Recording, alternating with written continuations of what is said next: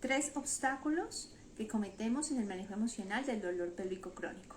El día de hoy voy a compartir con ustedes cuáles son estos 3 obstáculos, pero también cómo solucionarlos en medio de este camino que también es muy duro y con la que muchas mujeres hemos lidiado y no sabemos a veces qué hacer. Bien, voy a compartir, como les digo, los 3 obstáculos. Voy a empezar con ese primer obstáculo: pensar en que la mente y el cuerpo están separados. Ese obstáculo tiene que ver con las creencias todavía y educación que hemos recibido del modelo biomédico. Ese modelo biomédico nos habla de que el cuerpo va por un lado y la mente va por otro lado. Y aún los confundimos. Los mismos profesionales de la salud todavía los separan como si fueran una dualidad.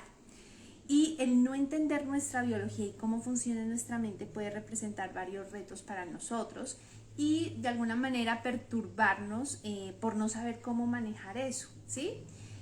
O buscar o no saber a qué profesional también buscar. Entonces se los digo porque pues a mí me ha pasado a lo largo de mi proceso. En algún momento fui donde un urólogo y este urólogo me decía que lo que yo tenía, que bueno, el diagnóstico inicial que a mí me dan es por un síndrome en vejiga dolorosa y que esto se desataba a partir de que yo estaba triste o estresada. Entonces, ver la causa y el efecto aún sigue siendo muy común en la medicina y esto nos perturba demasiado porque es como si aprendiéramos de algún modo a temer a nuestras emociones, ¿no? O sea, si sabemos que alguien me dice que el dolor que yo siento en una parte de mi cuerpo se debe a una emoción que yo estoy sintiendo, entonces ¿yo qué hago con esa emoción? ¿No la debo sentir? ¿La debo evitar? ¿Qué debo hacer? Porque la vida pasa y las emociones van y vienen. Entonces, si yo no supiera la información que sé en este momento, quizás hubiese podido hundirme más, ¿no? Entonces, no se trata de buscar y mejor dicho, pensar en que la tristeza es la causa de un síndrome o de un dolor físico. No se trata de eso, sino de que nosotros podamos trascender eso y saber que la emoción, como el dolor, son mecanismos de protección de nuestro cerebro. Todo empieza en el cerebro. No empieza ni siquiera ya en el tejido donde te duele o en el lugar del cuerpo donde está representado ese síntoma. Todo empieza en el cerebro. Y en el cerebro, porque el cerebro aprende. Durante toda nuestra vida el cerebro ha aprendido una serie de formas de responder ante situaciones de la vida. Y generalmente ante situaciones de peligro o de ansiedad. Y durante toda la vida hemos estado expuestas a eso, ¿no? Al peligro que vemos en el mundo en todo sentido. Nos sentimos amenazadas, no nos sentimos seguras, no nos sentimos protegidas. Y esa sensación de inseguridad con la que vamos creciendo por la vida, de alguna manera el cerebro la aprende a percibir. Y lo que el cerebro tiene que hacer para protegernos es mandarnos esos mecanismos de protección. Entonces, la tristeza es un mecanismo de protección, la ansiedad es un mecanismo de protección, el dolor es un mecanismo de protección, la inflamación es un mecanismo de protección. Todos, incluso todas esas sensaciones que ustedes pueden sentir incómodas, muy molestas, pulsiones, punzadas, hinchazones, todo eso son mecanismos de protección. ¿Por qué? Porque el cerebro entiende que tú estás en peligro y debe hacer algo para protegerte. Eso, ¿cómo pasó? Porque el cerebro lo aprendió, ¿sí? Lo aprendió.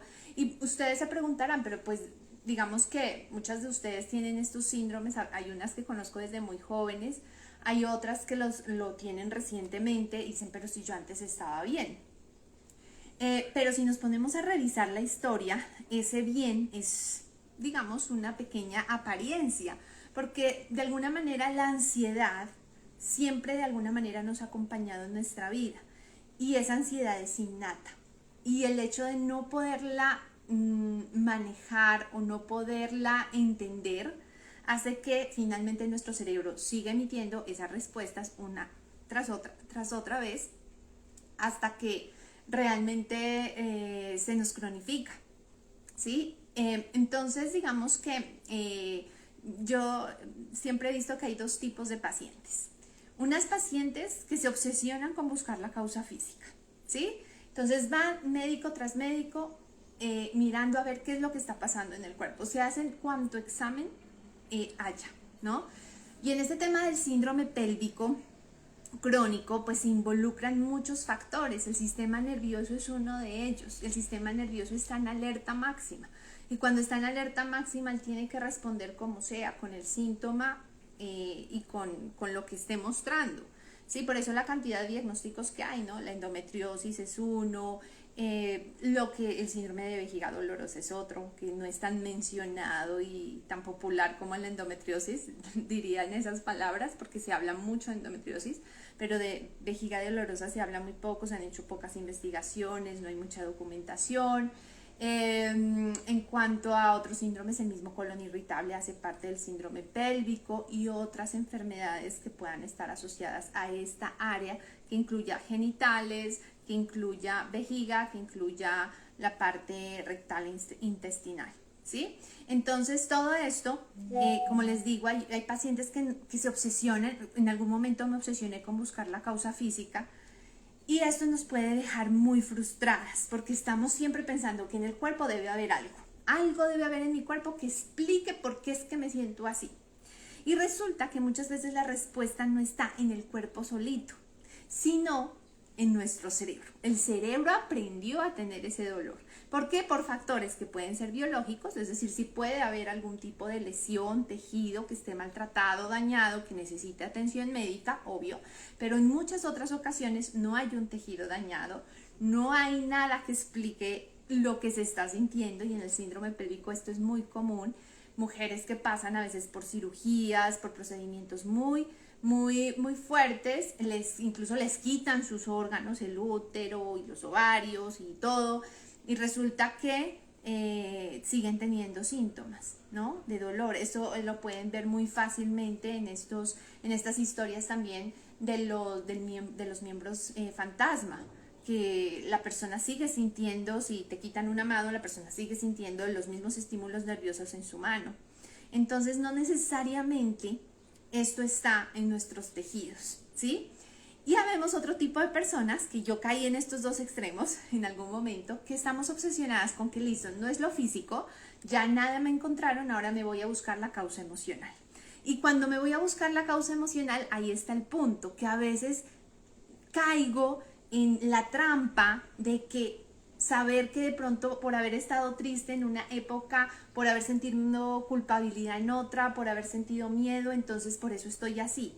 Y eso nos lleva finalmente a sentirnos muy culpables, ¿sí? Nos lleva a ver que entonces eso que hemos vivido nos causó esto que estamos ahora viviendo con nuestro cuerpo. Y eso también es algo muy frustrante, porque una vez hablas de esa tristeza, una vez que hablas de esa ansiedad, sacas eso con un terapeuta, lo resuelves, vas a cuánto tipo de terapia de pronto conozcas, y aún muchas veces el síntoma no se va, no se ha ido y sigue presente. ¿Esto es por qué? Porque nosotros aprendimos a temerle a todo esto. Le tememos a enfrentarnos a nuestras emociones, le tememos a enfrentarnos al mismo dolor, ¿sí? Le tenemos fobia, le tenemos miedo a todo esto. Y cuando le tenemos miedo a algo, ese algo, ¿qué es lo que hace? Crecer se vuelve mucho más poderoso para nosotros. Entonces ese es uno de los obstáculos que nosotros debemos vencer. Y para poderlo vencer tenemos que entender una cosa muy importante, y es entender nuestra biología, ¿sí? Entender cómo funciona desde la neurociencia, cómo es que el cerebro aprende a conectar neuronalmente estas vías o conectomas se llaman, que finalmente son el sustrato biológico de cómo es que terminamos sintiendo tanto dolor. Está involucrado el sistema nervioso totalmente, ¿sí? Y un sistema nervioso que está sobreactivado, está hiperactivo, está muy estimulado, ¿sí? Entonces, el sistema nervioso a donde nosotros tenemos que ir, a veces ni siquiera allá al tejido, donde hay eso dañado, o donde se supone que está esa lesión, o donde se supone que está esa explicación médica, sino al cerebro. Allá es donde debemos ir, entender cómo funciona nuestro cerebro, cómo es que aprendió a sentir este miedo, cómo es que en mi conciencia y en mi mente se forma este miedo, y termino sintiendo y manifestando una serie de síntomas en mi cuerpo. Para eso hay que saber la solución cuál es, saber que cuerpo y mente son uno. No podemos decir que son separados, que de pronto es la causa corporal o la causa emocional, no. Están fusionados totalmente. Entonces, mientras tú vas al médico, investigas si hay algún daño, si de pronto hay algún tejido por ahí, algún nervio bloqueado, alguna herida, alguna lesión, al mismo tiempo tenemos que estar acompañadas de un terapeuta que nos ayude a mirar cómo entrar en calma mientras estoy tan asustada esperando todos estos diagnósticos con los que me puedo topar. O a veces ni siquiera nos topamos con un diagnóstico y nos dicen que debemos ir al psicólogo o al psiquiatra y no sabemos ni entendemos por qué. Entonces, ¿el por qué cuál es? Que en mi cerebro aprendió un modelo interno de peligro y miedo que se quedó acá grabado y que ahora tengo que ir a corregir. ¿Sí? Aprendió eso, pero no quiere decir que no lo puede desaprender, porque gracias a Dios tenemos un cerebro neuroplástico. ¿Esto qué significa? Que nuestras neuronas son flexibles y si no le damos un uso a cierto tipo de neuronas que ya están conectadas para enviar ciertas señales de alarma, entonces podemos modificarlas. Entonces, si ya no le damos uso a unas, podemos modificar por otro tipo de conexiones, ¿sí? Y para ello entender la neurociencia de cómo funciona esto, ya te va dando una calma y ya te va dando una seguridad en decir, ok, esto quizá va por otro lado y yo sí puedo hacer algo. Nos va dando poder a nosotras, porque a veces nos quedamos como con la tentación, bueno, y si el médico ya me dice que esto no tiene cura y que esto va a ser para siempre y que entonces tengo que tomar este medicamento de por vida o estas hormonas o bueno, o con cualquiera de los tratamientos médicos, nos sentimos muchas veces indefensas, vulnerables. Con esto lo que yo les quiero decir es, hay una salida, ¿sí? Para esto también debemos comprender la diferencia entre dolor y daño. Muchas veces pensamos que el dolor que sentimos es porque estamos dañadas. En algún órgano algo pasó allá. Entonces vamos donde los profesionales de la salud, ¿no? Y a veces se encuentran y a veces no encuentran. El daño es una cosa. El daño a veces produce dolor. A veces, no siempre. Y se ha visto en muchos casos clínicos que el hecho de que una persona tenga una herida no necesariamente significa que experimente dolor, ¿sí? O síntomas persistentes. Y se ha visto lo contrario, que una persona que experimenta dolor muchas veces no tiene un daño necesariamente. Y ahorita se está viendo que en un 40 o 50% de las consultas en todo el mundo a los médicos no encuentran explicaciones médicas a lo que le está pasando, ¿sí? Por eso es que nosotras debemos hacernos cargo de nosotras mismas y empezar a entender que si bien hay un mundo mental, una conciencia y unas emociones que están en mí, entender que me debo hacer cargo de ello, no porque sean la causa directa del dolor, sino porque yo estoy temiendo y viendo un mundo peligroso en esta emoción, estoy viendo un mundo peligroso en ese dolor, en mi cuerpo, en mi vida, y por ende tengo que aprender a mirar cómo no temer, cómo empezar a sentir sin temer, cómo empezar a enfrentarme al dolor sin temer. O sea, finalmente el objetivo de este tipo de terapias muy nuevas basadas en la neurociencia es que nos enseñemos a nosotras mismas a entrar en calma, a entrar en serenidad, en aprender a entrar en serenidad incluso en medio de ese desafío que nos muestra el cuerpo, que es a través del dolor, la inflamación, la hinchazón o cualquier otro síntoma que ustedes puedan estar sintiendo. Ese es el primer punto, ¿sí? ¿Cuál es ahora el segundo obstáculo? Y si se van identificando con esto que les voy diciendo, si van quedando como preguntas, cosas que no se entendieron, por favor pueden ponerlo ahí aquí en el chat. Bien, el segundo obstáculo que enfrentamos las personas con síndrome pélvico es otro temor. Y es el temor a los desencadenantes que se supone están asociados al dolor. Y aquí va otra información que es muy importante que entendamos cómo se forma en nuestro cerebro. Generalmente, como nuestra ansiedad es innata, nacemos, la ansiedad viene con nosotros, aprendemos a tener miedo porque nos sirve. ¿Para qué? Para poder defendernos de eso que nos da miedo. Ese es innato, es funcional. pero hay un miedo que es no funcional, ¿sí? Y que se aprende a tener durante la vida. Entonces, cuando enfrentamos un tema de dolor, un diagnóstico que nos está generando tantos síntomas perturbadores, ¿qué es lo que hacemos primero? Evitar, ¿sí? Evitamos eso que creo que me está haciendo sentir dolor. Entonces, algo muy común en los síndromes de pelvis, evitamos las relaciones sexuales, por ejemplo. Evitamos caminar, evitamos correr, evitamos hacer ejercicio, evitamos sentarnos, evitamos pararnos, evitamos acostarnos, evitamos muchos movimientos, limitamos nuestros movimientos. Y a veces pasa así porque nuestro médico, nuestro fisioterapeuta nos recomienda, no debes hacer esta actividad, no debes hacer fuerza allá, no debes hacer fuerza acá. Obviamente son recomendaciones que todos tenemos que seguir en ciertos momentos porque finalmente el dolor cumple una función, ¿no? Y es el indicar a nuestro cuerpo que hay una alarma y que estamos en peligro. Y por eso debe protegernos y nos avisa. Pero el dolor va mucho más allá de ser un simple detector y una alarma, ¿sí? El dolor es todo un contexto de aprendizaje que nosotros tenemos que aprender a ver cómo es que se formó y cómo entonces luego puedo irlo desaprendiendo. Y para irlo desaprendiendo en este segundo obstáculo, precisamente debemos entender que nuestro cerebro funciona mediante condicionamientos. Y él aprende respuestas prediciendo de lo que hay, de la información que le llegó al cerebro, ¿para qué? Para ahorrar energía, ¿sí? Entonces, si tú le enseñas que un día fuiste a correr, ese día estabas maravillosa, fuiste a correr, llegaste a tu casa y empezaste a sentir un síntoma que no tenías antes de correr, vas a asociar seguramente que correr te desató ese síntoma. Otro que suele suceder muy seguido con la alimentación. Si un día, no sé, te comiste algo con mucha grasa, por ejemplo, o mucho dulce, y al otro día sentiste que todo se inflamó, que estás mal, que hay muchos síntomas, posiblemente asocies que fue ese alimento el que te generó esto, ¿sí? Esos condicionamientos es el típico, para decirlo técnicamente, es algo que se llama condicionamiento clásico. El cerebro aprende a hacer asociaciones.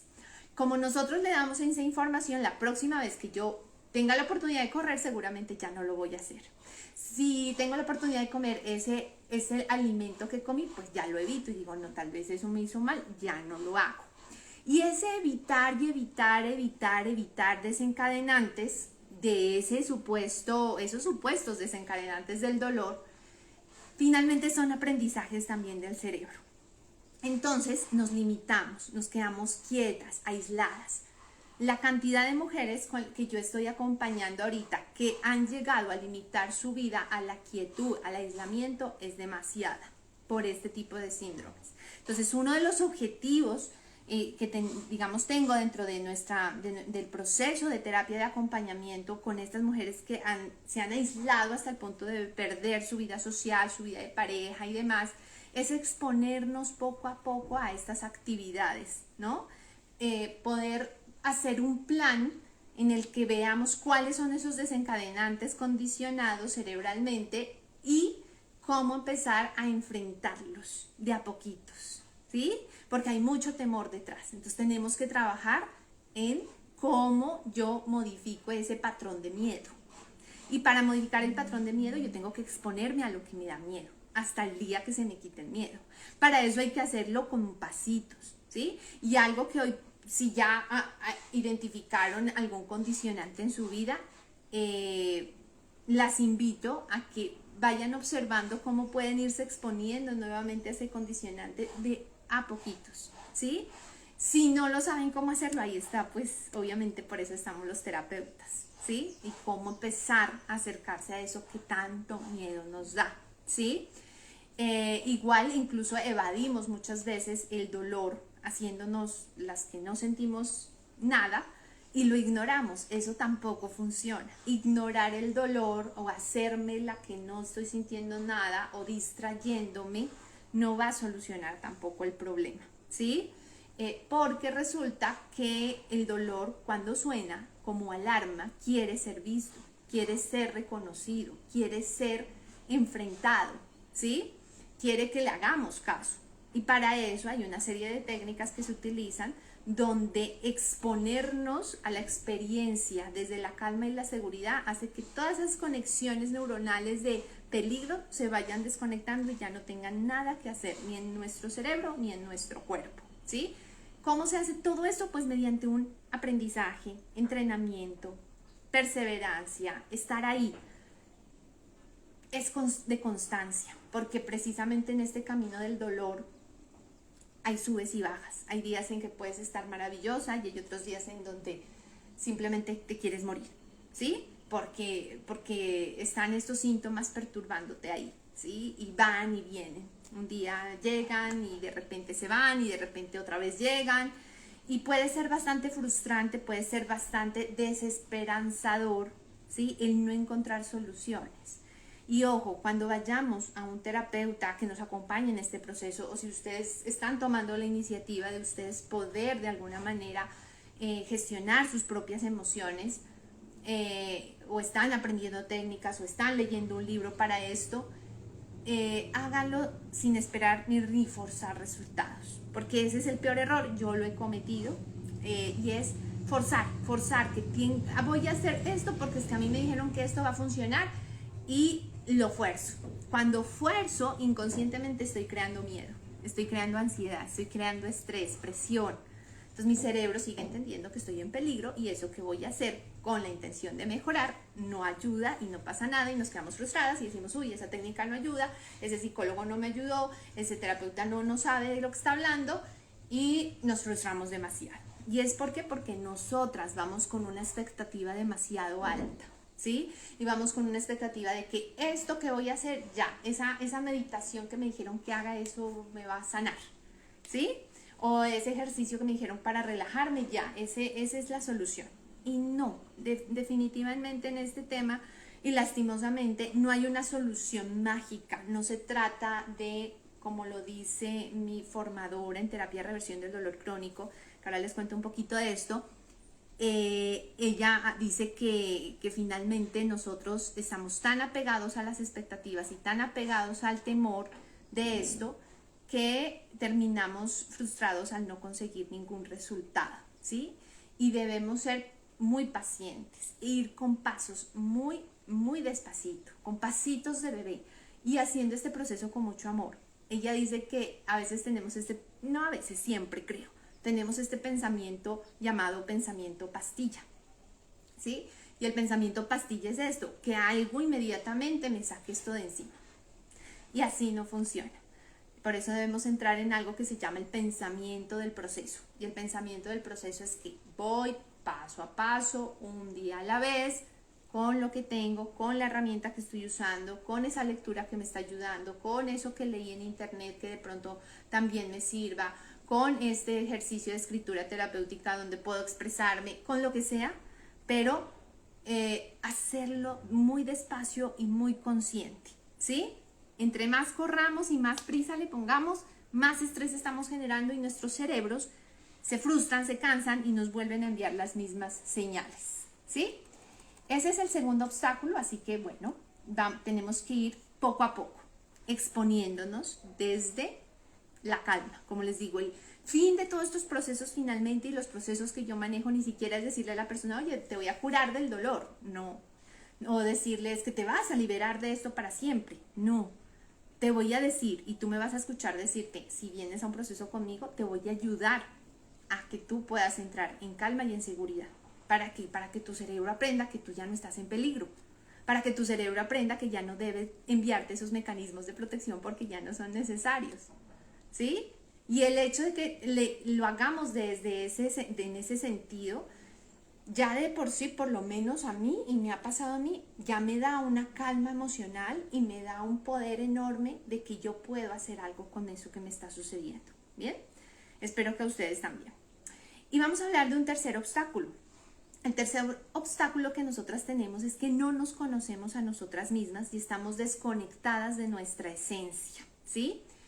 Resulta que en muchos estudios que se están haciendo alrededor del tema de dolor crónico y sobre todo del dolor llamado dolor neuroplástico, que significa que es un dolor aprendido, porque nuestro sistema nervioso aprendió hacerlo, a generar esa hiperactividad, esa sensibilidad frente a estímulos que incluso a veces no son dolorosos, pero que nos termina doliendo.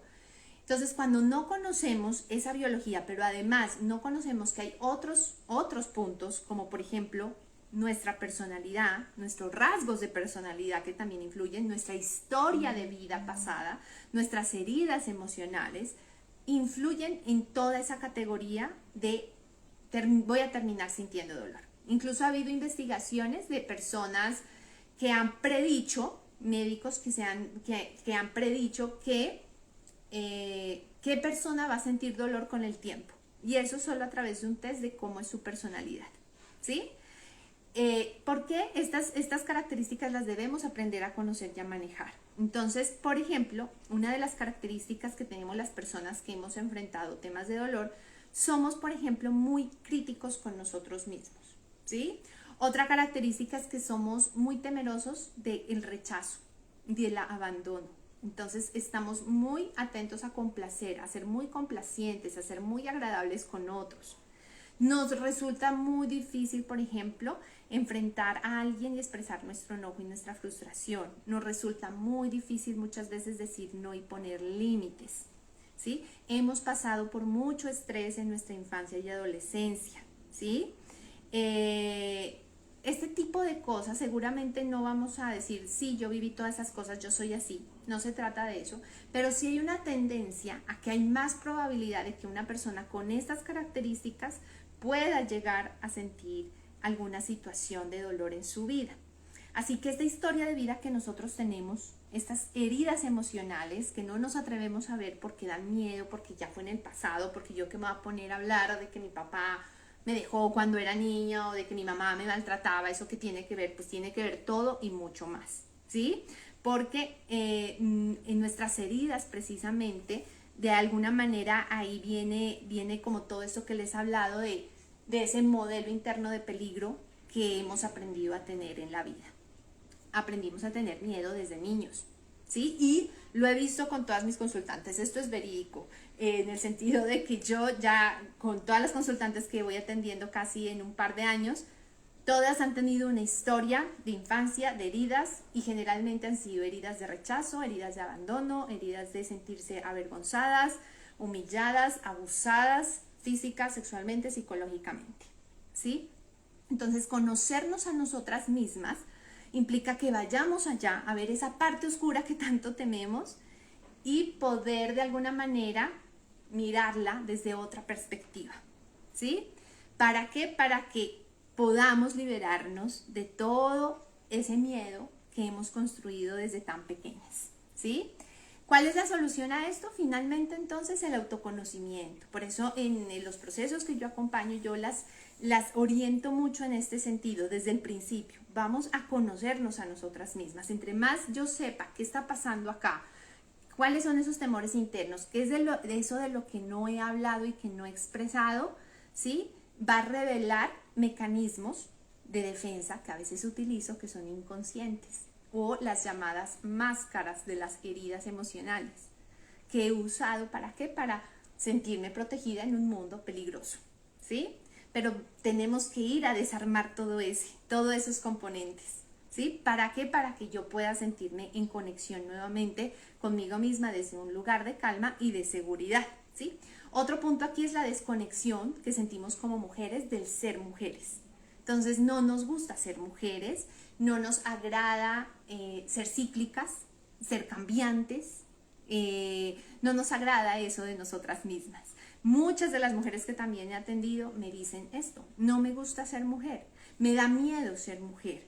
¿Por qué? Porque culturalmente nos han enseñado que ser mujer es igual a sufrir, ser mujer es igual a ser vulnerable, y estamos en un mundo donde no debemos ser de esa manera porque tenemos que ser fuertes y guerreras, ¿sí? Entonces, a veces no nos damos el derecho de entrar en esa vulnerabilidad, entrar en nuestra esencia y saber que tenemos esa vulnerabilidad y permitir que esto pueda hacer sentido para luego, posteriormente, pues finalmente la idea de todo esto es, como te digo, es que te sientas liberada, que puedas soltar, ¿sí? Y que puedas usar esto ya como herramienta para transformar y convertirte en una nueva versión de lo que eres. ¿A nivel de qué? De tu cuerpo, a nivel de todas esas conexiones a nivel cerebral que se condicionan durante toda nuestra vida, ¿sí? Y para que te conviertas en un ser que te guste, que cuando te hablen de ti misma y veas este ser, te guste este ser que tú has construido, que aprendas a construirte cada día, a crearte cada día y que te guste mucho estar contigo misma. Porque en medio del dolor, así lo he escuchado también de mis pacientes, así también me ha pasado a mí y es, no quiero este cuerpo, no me gusta estar en este cuerpo, estoy cansada de estar en este cuerpo, ¿sí? Y es porque es bastante molesto, bastante frustrante, bastante inquietante sentir todos estos síntomas y no tener paz, ¿sí? Pero mira que la ecuación viene al revés, no esperemos a sanar y a encontrar esa cura mágica o esa cirugía mágica o esa pastilla mágica para encontrar esa paz. Primero debemos aprender a construir esa paz acá nosotras para que el mismo cerebro entienda que ya no es necesario nada más y que puede desconectar todo eso que aprendió antes para volver a aprender, ¿sí? Entonces, para ir concluyendo, en resumen, algo con las que yo guío a todas las chicas que yo acompaño es pasar por estas 3 etapas.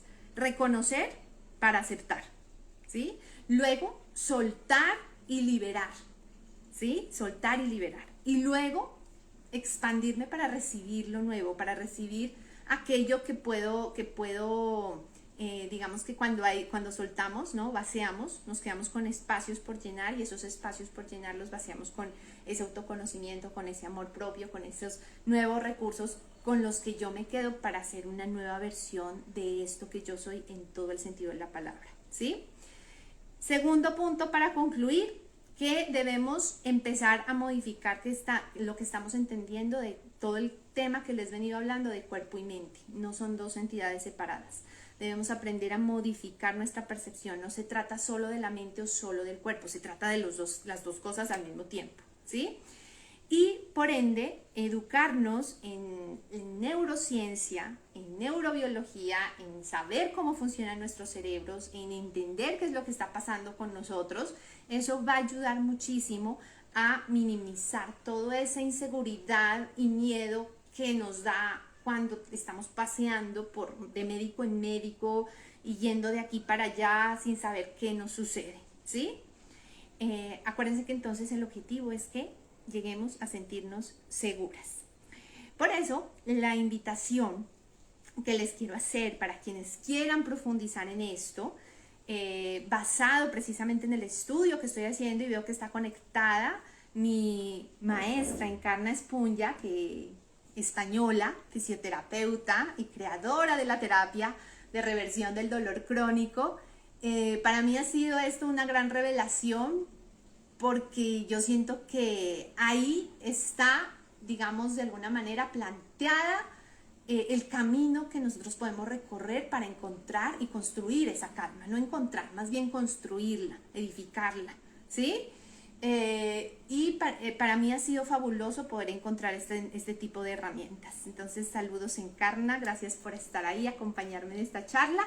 Y precisamente la idea, ¿cuál es? Poder profundizar en esto más. Voy a estar acompañando a mujeres de la Asociación Colombiana de Endometriosis el 5 de abril para una charla taller en la cual vamos a profundizar en cómo hacer esto, en que se lleven una herramienta práctica para la vida y que puedan empezar sus caminos libres de ese temor, libres de ese miedo al dolor, ¿sí?